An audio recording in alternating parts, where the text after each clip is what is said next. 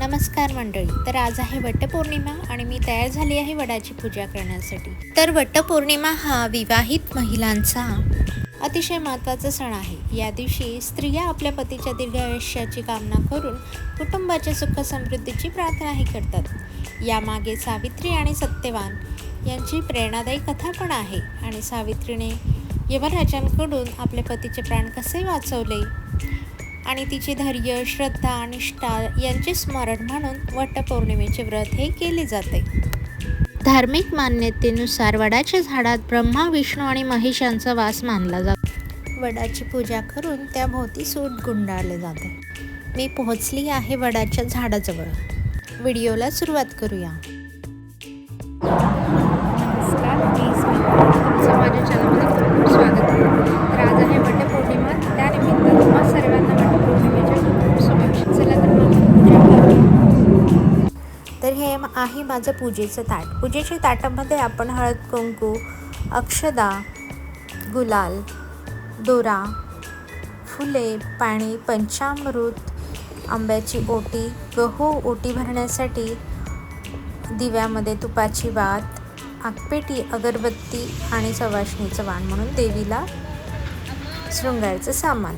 तर मी बसले छानसं आमच्या वटवृक्षाच्या खाली आसन टाकून आणि मी पूजेला सुरुवात करते. प्रथम विड्याचं पान खाली ठेवून त्यावर गणेशाची स्थापना करते. त्यामुळे गणपतीचा अभिषेक करून घेते पंचामृताने, मग पाण्याने. आणि पंचामृत समर्पयामी, जल समर्पयामी असं म्हणत मी छान अभिषेक केला.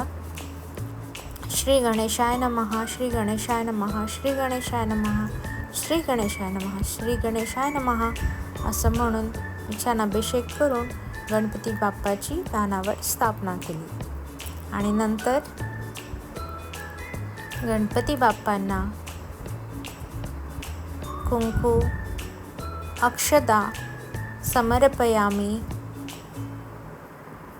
अक्षदा समर्पयामी असं मंत्र म्हणून गंध अक्षदा वाहिल्या. अशा प्रकारे मनोभावे गणपती बाप्पाची प्रथम पूजा करून मी पूजेला सुरुवातच करत होती. तेवढ्यात माझी एक मैत्रीणसुद्धा आली. मग मी गणपतीला फूल अर्पण केले. फूल समर्पयामी असं म्हणत तशा प्रकारे प्रथम माझी गणपतीची पूजा झाली. आता मी लवकरच पूजेला प्रारंभ करणार आणि दिवा लावून घेणार. आधी गणपतीचा मान असतो म्हणून आधी गणपतीची पूजा, मग दीप धुपाची करू शकतो आपण. आणि आता आम्ही दोघं मिळून गणपती बाप्पाची पहिले आरती करणार आहोत. आणि हे वस्त्रही समर्पयामी, तर कापसाची वस्त्र अर्पण करून, जानवं असेल तर जानवा अर्पण करून जानवे समर्पयामी, कापसाची वस्त्रे समर्पयामी असं म्हणून गणपतीची पूजा संपूर्ण झाली. आणि मग दिवा अगरबत्ती लावली, मी गणपतीला ओवाळले. आता मी गणपतीची आरती करणार आहे मैत्रिणीसोबत आणि देवीचीही आरती करणार आहे. चला तर मग अशा पद्धतीने माझी वटपौर्णिमेची पूजा सुरू झालेली आहे. प्रथम मी गणपतीला पूजलं आहे आणि मग वटसावित्रीचं शृंगाराचं सामान आहे तिथे ठेवते, म्हणजे सावित्रीचीही पूजा करते. आणि सावित्रीला पूर्ण शृंगाराचं सामान, ओटी अर्पण करते. एक बेलाचं पान मी आणलं होतं, आज सोमवार होतं म्हणून बेलाचं पानही मी अर्पण केलं.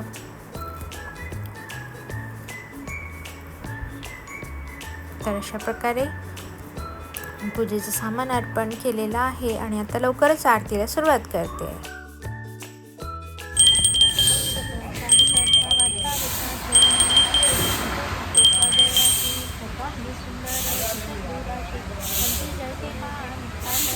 हरे राम हरे राम, राम राम हरे हरे, हरे कृष्ण. आता वडाच्या झाडाला सूत गुंडाळायचे आहे आणि 7 फेऱ्या मारायच्या. तर या 7 फेऱ्या का बरं? कारण हिंदू परंपरेत 7 हा अंक अतिशय पवित्र मानला जातो. जसं सप्तर्षी, सप्तलोक, सप्तसमुद्र, सप्तपदी आणि विवाहातील 7 वचने. यामुळे या 7 संख्येला विशेष महत्त्व आहे. त्यामुळे 7 फेऱ्या म्हणजे 7 मंगल संकल्प मानले जातात. तर आपण बघूया पहिली फेरी. पहिली फेरी म्हणजे पती पत्नीच्या उत्तम आरोग्यासाठी आणि दीर्घायुष्याची स्त्री प्रार्थना करते. दुसरी फेरी म्हणजे संसारात सुख, शांती आणि समाधान कायम राहावे यासाठी दुसरी फेरी मारली जाते. तर आता तिसरी फेरी म्हणजे कुटुंबातील सर्व सदस्यांना आरोग्य, आनंद आणि संरक्षण लाभावे यासाठी ही तिसरी फेरी.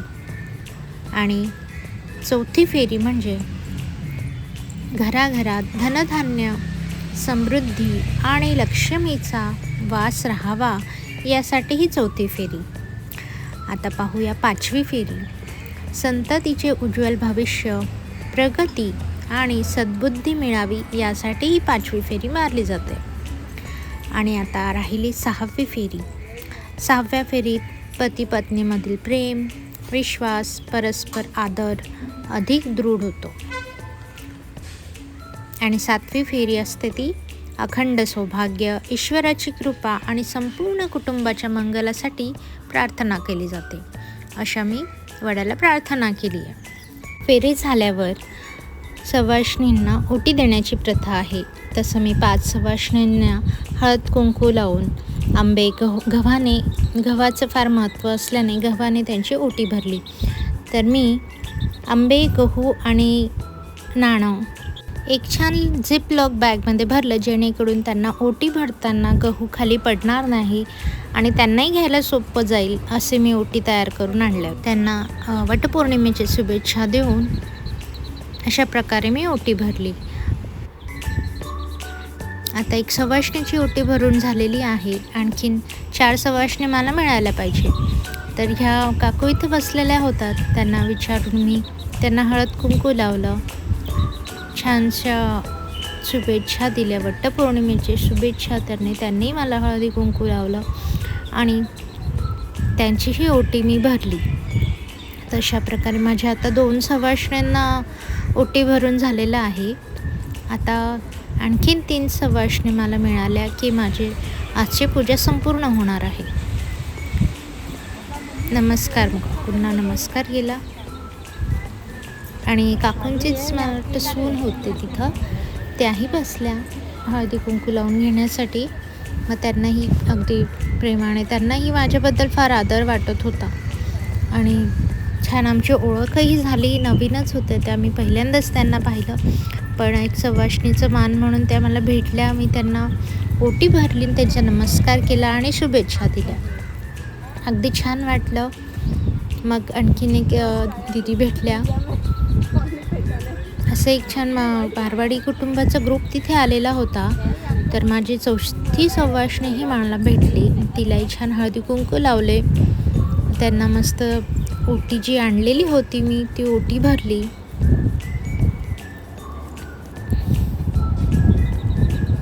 ओटी भरून झाल्यावर नमस्कार केला आणि शुभेच्छाही दिल्या वटपौर्णिमेच्या. अशा या समारंभामुळे बायकांची ओळखही वाढते, मैत्रिणीही मिळतात नवीन. अशा एक काकूंनी सुद्धा मला हळद कुंकू लावला. तिथे जेवढे सवाष्णी होते सगळ्या एकमेकांना हळदी कुंकू देत होत्या. अशा प्रकारे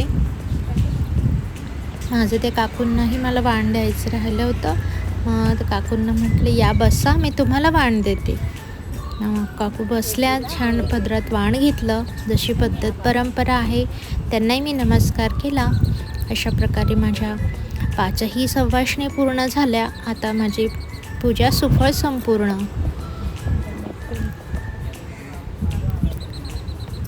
आणि त्यांनाही मला मग ओटी भरायची होती, तर त्यांनी आणलेल्या सामग्रीने माझी ओटी भरली. त्यांनाही छान वाटलं. सर्वांची पूजा झाल्यावर सर्वांचा फोटो काढण्याचाही कार्यक्रम झाला. छान छान फोटो निघाले ग्रुपचे. एका ताईंना माझ्याकडून पर्सनल शॉट काढून हवा होता, तोही मी त्यांना काढून दिला. आणि मग आता मी वडाच्या झाडाखाली बसून वटसावित्रीची कथा सांगणार आहे. ते सर्वांनी शांतपणे ऐकावी. तर कथा अशी आहे. भद्र देशाचा राजा अश्वपती, त्याची एकुलती एक कन्या सावित्री. ती रूपसंपन्न व सद्गुणी मुलगी होती. ती उपवर झाली तेव्हा राजाने तिला तो इच्छाप्रमाणे पतीची निवड कर असे सांगितले. तेव्हा सावित्रीने सत्यवान नावाच्या एका राजपुत्राला वरले. सत्यवानचा पिता द्युम्नसेन हा आंधळा होता व राजभ्रष्टही होता, म्हणून आपल्या परिवारासह तो अरण्यात राहत असे. सत्यवान शूर रूपवान असला तरी तो अल्पायुषी आहे हे देवर्षी नारदांना ठाऊक होते, म्हणून त्यांनी व अश्वपती राजाने सावित्रीला दुसऱ्या वराची निवड कर असे सांगितले.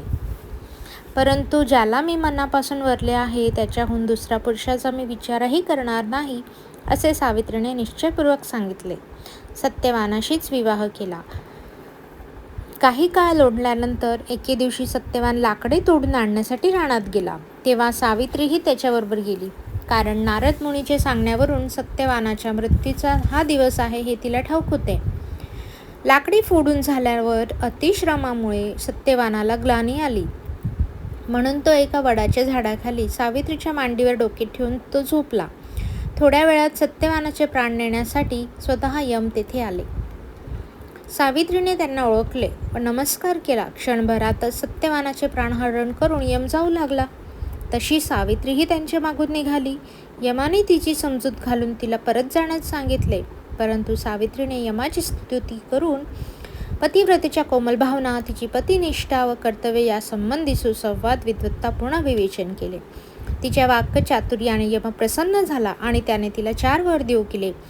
तेव्हा सावित्रीने त्यांच्याकडून पहिल्या वराने श्वशुराला दृष्टी, दुसऱ्या वराने त्याला राज्यप्राप्ती, तिसऱ्या वराने आपल्या निपुत्रिक पित्याला पुत्रलाभ आणि चौथ्या वराने पती सत्यवानाचे प्राण मागून घेतले.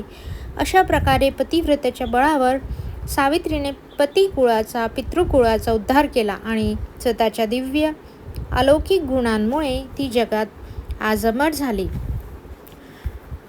तर अशी होती ही पवित्र वटसावित्रीची कथा. अशा प्रकारे सावित्री सत्यवानाची कथा सुफळ संपूर्ण. सावित्री माता की जय. तर असा होता माझा वटपौर्णिमेचा सुंदर व्हिडिओ. अशा प्रकारे पूजा करून मी आता परतते आहे माझ्या घरी. तर तुम्हाला व्हिडिओ आवडल्यास लाईक, शेअर, सबस्क्राईब नक्की करा. पुन्हा भेटूया अशा छानशा व्हिडिओमध्ये. तोपर्यंत नमस्कार.